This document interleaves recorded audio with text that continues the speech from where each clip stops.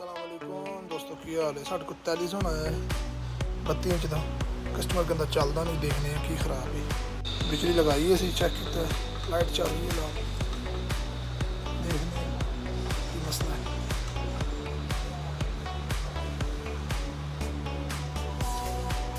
कोई चीज़ नहीं है कि दोस्तों, लाइट शाइट नहीं है, कोई ब्लिंक वगैरह नहीं है।